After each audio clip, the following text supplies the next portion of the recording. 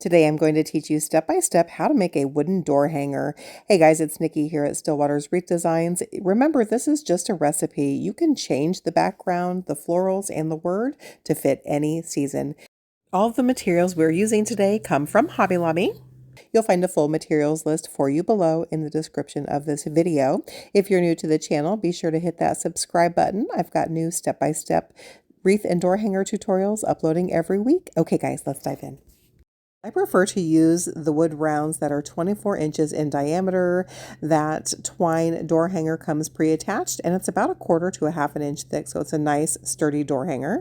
Okay, the first step is we're going to grab a foam brush and our Mod Podge. Let's cover the top of that wood round generously with the Mod Podge. Make sure that you spread that nice and evenly and be sure to go all the way to the edges or your tissue paper is going to peel.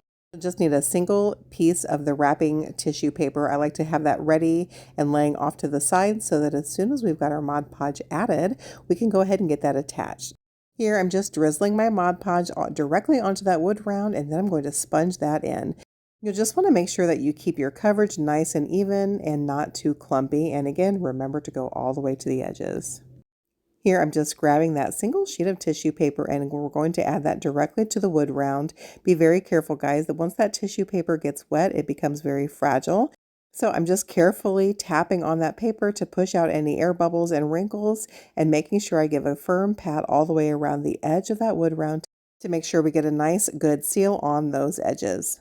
Okay, here's the important part guys. Make sure once you complete this step, you give that 24 hours to dry. I'm going to scoot that off to the side and out of our way so that we can paint our wooden thankful sign. This also came from Hobby Lobby.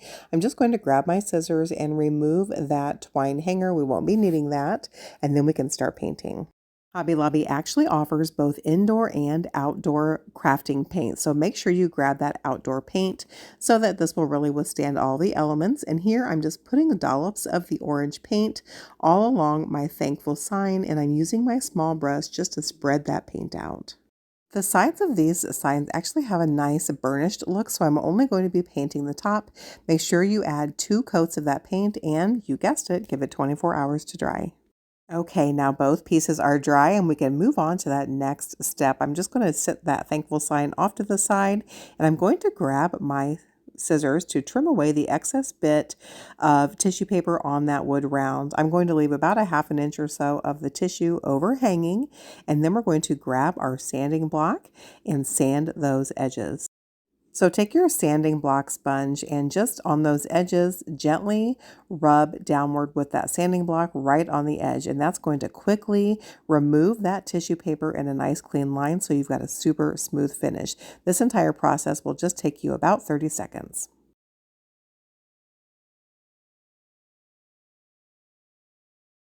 Look how smooth that finishes. Okay, let's move on to the next step. Grab your crafting stapler. You can get this from Amazon or Hobby Lobby and your florals. I actually chose a fall orange floral bush that's going to complement our thankful sign nicely.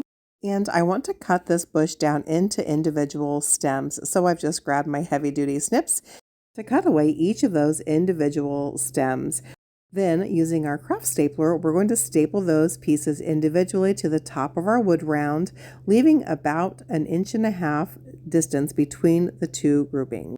You'll want to be sure to fluff out those stems as you're adding them in so they're nice and full.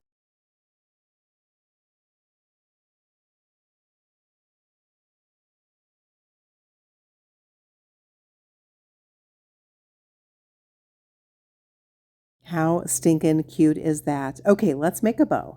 We'll be using 3 different types of 1.5 inch wide wired ribbon, always wired ribbon, folks. And I've just grabbed my standard 12-inch ruler and I'm going to measure a 12-inch tail, pinch my ribbon, and give it a hard twist so that the ribbon is pretty side out. I'm measuring out another 12-inch piece, which will give us a 6-inch loop. I'm folding that underneath my thumb, hard twist, measuring out one more 12-inch tail, and then we'll cut the remainder of that ribbon away. Okay, let's move on to the next layer of ribbon. This time we'll be using a 1.5 inch wide Swiss polka dot. Same exact recipe, guys. 12-inch tail, 2 6-inch loops. So those are measured at 12 inches because when you fold them over, that gives you that 6-inch loop. And then a final 12-inch tail. Okay, we're going to add another layer of our super cute cheetah ribbon. This time we're going to use 10-inch tails and 5-inch loops. So that piece will be measured at 10 inches, 2 loops and 2 tails. Here I've just grabbed a pipe cleaner to secure that bow stack temporarily while we continue on with our layers. We're going to make another bow here with the Swiss polka dot. Again, these are going to be 10-inch tails and 10-inch measured strips to give us those 5-inch loops, and we're going to have 2 tails and 2 loops. Let me get that added into our bow stack here, and then we'll move on to that final layer with our solid orange to complement our thankful sign.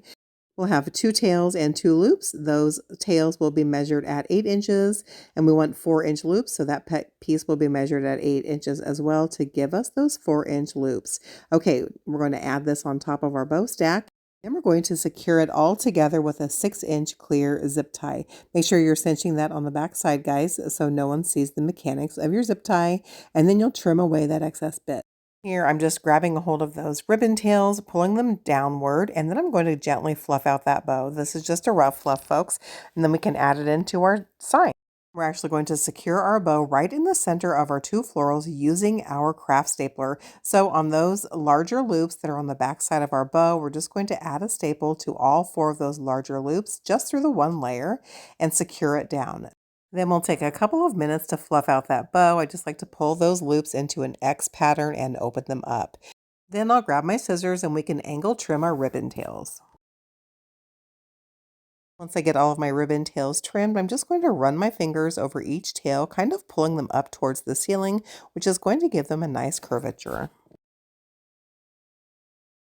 Okay, time for the last step. We need to add our thankful sign. I'm actually going to run a bead of hot glue all across the back side of my sign, being careful. As I add it into the wood round, I'm going to center it and give it a nice hard push.